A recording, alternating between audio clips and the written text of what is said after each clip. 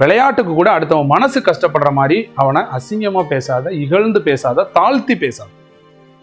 இல்லையா? பேசுவான், அவ இப்படி, இவா இப்படி, அவன் இப்படி, இவன் இப்படிமா. ஒரு பொண்ணோட வாழ்க்கை, ஒரு பையனோட வாழ்க்கை, பார்த்து பேசு. சும்மா பட்டம் படம்னு வாய்க்கு வந்தபடியெல்லாம் பேசாதுன்னு சொல்லுவாங்க. விளையாட்டுக்கு கூட இன்னொருத்தர தாழ்வா பேசாது. இப்படி குணமுடைய நல்ல குடும்பத்துல பிறந்தவங்க பகைவனா இருந்தா கூட என்ன செய்ய மாட்டாங்க, அவனை இகழ்ந்து பேசக்கூடிய பண்பை வச்சுக்க மாட்டாங்க. ஏன்? பாடறிவார் மாட்டுனா, நமக்கு வர்ற கஷ்டம் தானே அவனுக்கு. இதே வார்த்தையை நான் கேட்டா அவன் எவ்வளவு கஷ்டப்படுவான். அதே வார்த்தையை இப்ப நான் அவனுக்கு கேட்ட உடனே அவன் எவ்வளவு கஷ்டப்படுறான். அதே அவன் என்னைய கேட்டா நான் எவ்வளவு கஷ்டப்படுவேன். அதான் பாடு அறிவார். அதாவது எனக்கு வரக்கூடிய துன்பம் மாதிரி தான் அவனுக்கும் துன்பம் இருக்கும். அப்ப நான் அவனை கிண்டல் பண்ணி இகழ்ந்து பேசுறது போல அவன் என்னைய பேசினா எனக்கு எவ்வளவு கஷ்டமா இருக்கும். அப்போ அதை புரிஞ்சுக்கிட்டவங்க பகைவராக இருந்தாலும் கூட வார்த்தைகள் பேசுவதில் ஒரு கண்ட்ரோல் இருக்கணும். இகழ்ந்து தாழ்வாக பேசக்கூடாது. பகையாக இருந்தாலும் பேசுற வார்த்தையில ஒரு கண்ட்ரோல் வேணும்னு சொல்லக்கூடிய ஒரு குரல் இது.